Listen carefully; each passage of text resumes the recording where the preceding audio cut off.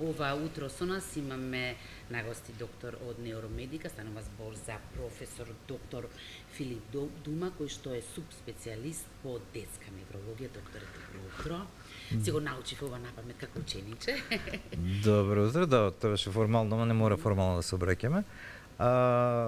Фала на поканата, благодарам на шансата да прозборуваме нешто пред публиката за одредени проблеми од медицината. Да, озборуваме за доста сериозна тема, тоа е церебралната парализа и стандард вообичаено ќе си започнеме со вообичаеното прашање по дефиниција, што представува таа. Церебралната парализа по дефиниција е непрогресивно оштетување на централниот нервен систем, значи на големиот мозок, кој што може да настане во било кој период на бременост и после бременоста и отприлike до трета година возраст, оштетувањето на централниот нервен систем се квалификуваат во церебрална парализа. Истите оштетувања може да настанат во било кој период од животот, меѓутоа не се квалификуваат во таа област. Иначе, пред да продолжиме желбата да зборувам за церебрална парализа, ме беше со тоа што во денешно време се отварат многу нови терапии, кои што може да го подобрат животот на тие пациенти, се отварат многу нови перспективи за интеграција на луѓето со церебрална парализа во општеството и во суштина има сами движења за адаптација на општеството, затоа што пациенти со церебрална парализа некојаш може да имаат сосема нормална интелигенција и најчесто имаат сосема нормална интелигенција. Тоа е моторен дефицит, способни се да учат, да се интегрираат во околината, меѓутоа неопходноста е за да може слободно се движат, некои се со колички, некои се со штеки, некои се со освен најтешките форми, меѓутоа може да тоа. Ајде да тргнеме прво од причинителите. Дали е точно дека често пати дури не се ни знае вистинскиот причинител? Па причинителите као причинители се знаат, тоа е хипоксијата, крварењата, има и генетска конјата. Во конкретниот случај кој ќе го добиеме детето со церебрална парализа, тешко е да се вратиме назад да утврдиме. Може да кажеме кои се можни причинители, ако имаме податоци од перинаталната историја и податоци од бременоста, меѓутоа со сигурност да потврдиме дека се тие причинители, тешко е. И треба да знаеме дека церебралната парализа не може да се диагностицира веднаш после раѓањето, иако постои оштетувањето, неопходно е да помине на одреден период, 6 месеци, година дена, кога можеме со сигурност да поставиме диагнозата.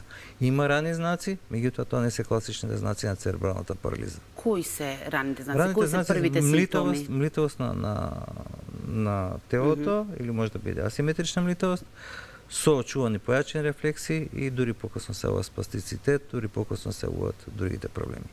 Иако е статична повреда, значи повреда на централниот нервен систем, таа е станала и таа е доживотна, како расти детето, како расти мозокот, како растат можностите за способности кои се јавуваат во одредени возрасти, манифестациите се менуваат. Исто така, поради нефункционирање на организмот, се менуваат и проблемите кои што се јавуваат со парализи на одредени екстремитети, со контрактури, со деформитети на кичмата, со деформитети на колковите, зависно од возраста кога тоа ќе стане. Колку е честа? Па, има различни инциденции. Во развиените земји во опаѓање, меѓутоа процентите се моментално да не треснам некој процент, меѓутоа доста е честа и уште повеќе со напредокот на медицината, со можности за реанимација, остануваат. Во развиените земји велите дека во паѓање, ние во кои земји спаѓаме? Ние сме па и кај нас е во паѓање, веќе затоа што имаме многу добра перинатална медицина, имаме многу добра неонатална интензивна, исто така гинекологијата отиде напред, со понекош има некои грешки, меѓутоа се тоа отиде напред и се тоа по...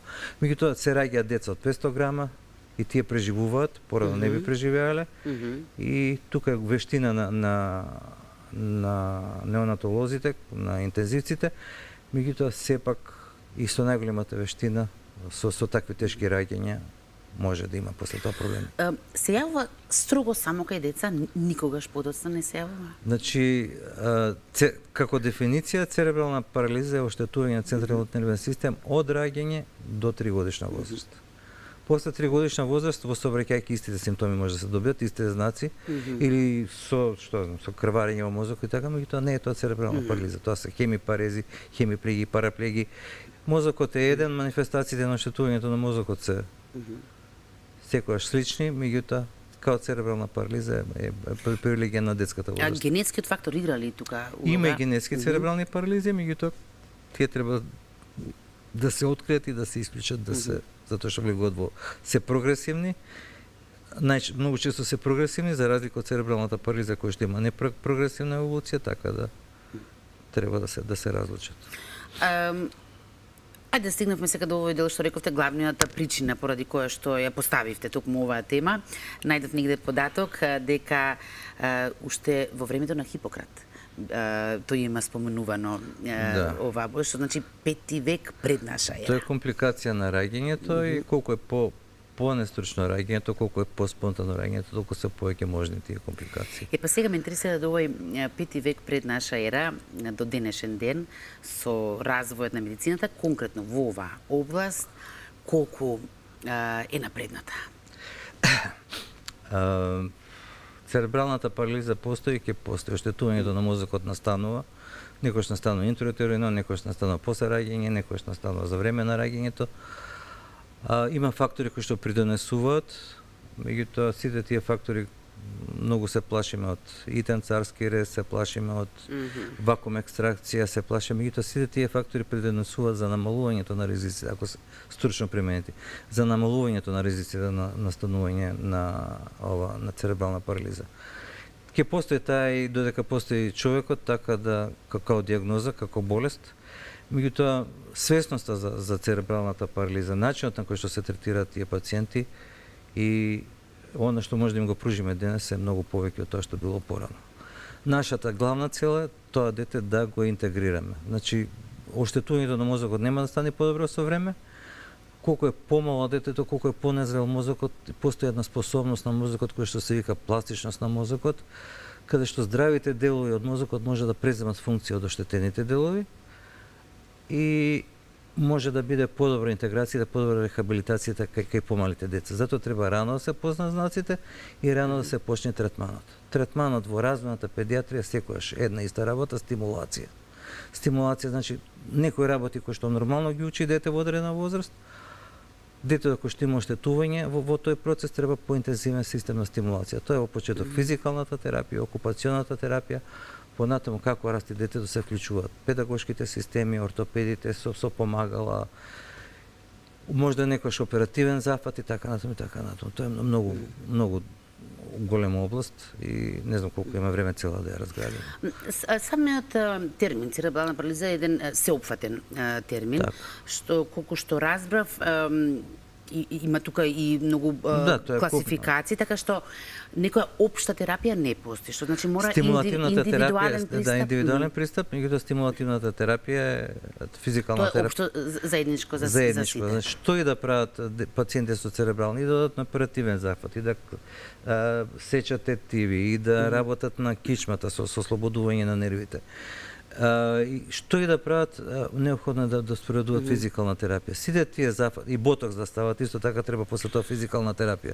Сите тие зафати без физикална терапија, без стимулација, се краткотрајни. Подобрувањето ќе биде краткотрајно, ако нема физикална, пак ќе се врати болеста.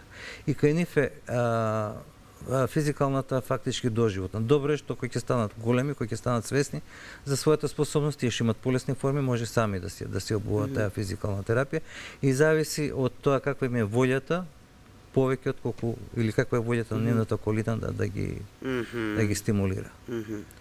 Иначе и тешките деца што имаат церебрална парализа може да имаат, морам да го кажам, го кажем на студенти да го кажав, се свесни за својата околина, кај нив постои нешто што се вика недостаток на експресивна интелигенција, ова што можам јас да го направам, да ги стекулирам, да зборам со телото, тие не можат да зборуваат со телото, поради моторни оштетувања не можат да зборуваат, меѓутоа има добра интелигенција која што не може да тестираме, може да ја разберат околината. Секој несмасен коментар покрај нив може да ги навреди. Ја имам гледано деца кои што некој влегол во собата кажа на кои глупости, ги гледам како се расплакале, како плачат.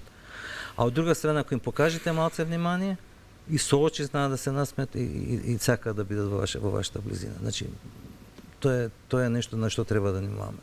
Каков е животот со оваа парализа и за самите пациенти? Има, значи, просто кажам, лесни, средни и тешки форми. Тешките форми се секогаш комплицирани, секогаш се пратени со компликации, затоа што тие пациенти во главном лежат, се непокретни, имат контрактури, се оштетува кичмата, имат проблеми со дишење, така да кај нив може некогаш и многу побрзо завршуваат заради тие компликации. Меѓутоа, овие другите што се лесните посебно и умерените има шанса за интеграција, има шанса ако ние се адаптираме, ако има пристапни рампи, ако има автобуси кои што може да ги прифатат и так превоз, може да бидат интегрирани во секојдневниот живот и може да бидат дури и може да бидат продуктивни ако им ја дадеме шансата.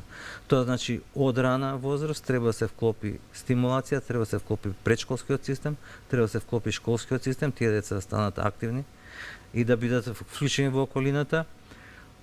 Многу погрешно на што се правеше порано, ако има дете со церебрална парализа да се скрие. Ќе се влези во класот, ќе се каже кои се потребите и тогаш дечињата не останат да го исмеваат детето, ќе се трудат да му помогнат. Сите ќе сакаат да му бидат пријатели, да му помогнат да се интегрира во средината. Токму тоа е важно, самата церебрална парализа не предизвикува интелектуална попреченост, туку е како нус појава на изолиран начин на живот, да речеме? Не, интелектуалната попреченост постои кај 20 до 30% затоа што зависи кој дел од мозокот е зафатен.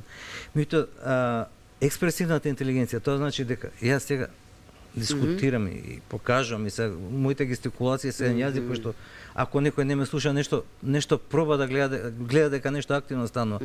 Кај нив таа интелигенција не постои затоа што имаат парализи, не може да се движат, не може да ги движат одредените екстремитети, значи не може така добро да се изразуваат, затоа што може да има проблеми со зборувањето исто така и со голтањето и со хранењето и тие знаат, ја чувствуваат околината, меѓутоа немаат начин како тоа да го искажат. Тие што се потешките форми. Иначе полесните форми ги учат и говорните вештини. Да, има меѓу другото покрај другите терапии има и говорна терапија, таа колку помага? Па помага затоа што ќе се најде начин да го склопи говорот, ќе му се помогне да ги во вежби со дишење така натаму. Сега не сум логопед, меѓутоа има начин како тој третман помага. Истите терапии ги прават и кај стари луѓе кои што имаат мозочни удари, после мозочни удари логопедите имаат активно учество.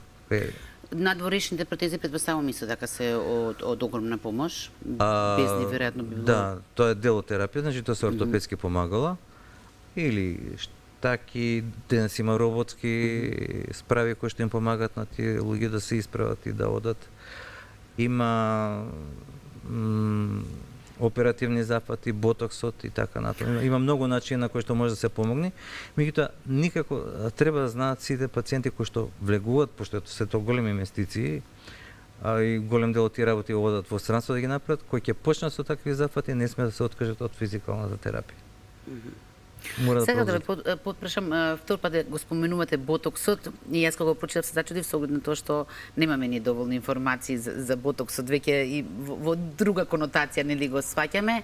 Како, на кој начин помага ботоксот кај овие пациенти? Спастицитетот треба да се повтара на одредени периоди 6 месеци, 9 месеци и после неколку сеанси станува отпуштањето на спастицитетот трајно. Меѓутоа пак е поврзано со физикална терапија. Ако стави ботокс, ако не вежба, ќе се врати спастицитетот и ќе си остане парализата како што била. И уште една работа што е многу важна, родителите не се партнери во интеграцијата, во рехабилитацијата на овие деца, така да колку што работиме со деца, толку треба да работиме и со родителите на нивна обука и на нивна припрема на начин на живот. И посебно кај тешките церебрални парализи треба да најдеме начин да им помогнеме на тие родители да се справат, да дојдат некој квалитетно време да се справат со таа состојба во транспорт, во згрижување на детето за одреден период кој имаат нешто да завршат, така да има многу работи, има многу врски, не само за родителите, него и за општеството кое што е. Ова не е само медицински проблем, него и општествен проблем на кој што треба да се работи. И баш за тоа сакав да зборуваме на оваа тема. Да не се става да работите под тепих. Јас сакам да ве прашам за самиот крај со оглед на тоа, секогаш кога зборуваме дали е за состојба, дали е за болест, едно од прашањето е како да се превенира. Може ли да се превенира? Па, со соодветно следење на бременоста, со соодветно коректно изведување на раѓањето и постнаталниот период, може да се намали инциденцијата, меѓутоа комплетно да се превенира не, затоа што е човек, има изненадувачки фактори, така да пак колку и да се трудиме, може да ја намалиме таа инциденција на церебрална парализа и може да ги намалиме манифестациите на церебрална парализа ако соодветно се. Имаше во последно време, последна можда 10 години и повеќе, промена во интензивната вентилација. Порано беше инвазивна вентилација, сега се преминува неинвазивна вентилација. Таа неинвазивна вентилација мислам дека придонесе во намалување на инциденцията на церебрална парализа, така да одредени работи кои што може да придонесат во превенцијата и во намалување на инциденцията. Да се надеваме дека во иначе се помалку и помалку ќе има. Кон тоа се тежи. Пошто интензивната оди напред и пошто и многу ризични деца преживуваат, да се треба и помалку да ги имаме, меѓутоа треба да се научиме да се справуваме со проблемот, да ги интегрираме тие деца кои ќе станат возрастни. Доктор, јас многу ви благодарам што издвоивте ова утро време за нас да позборувате на ова тема. Предпоставувам дека предизвика и внимание кај другите. Ве чекаме во иднина со некоја друга тема, така? Благодарам на поканата, чест ми беше.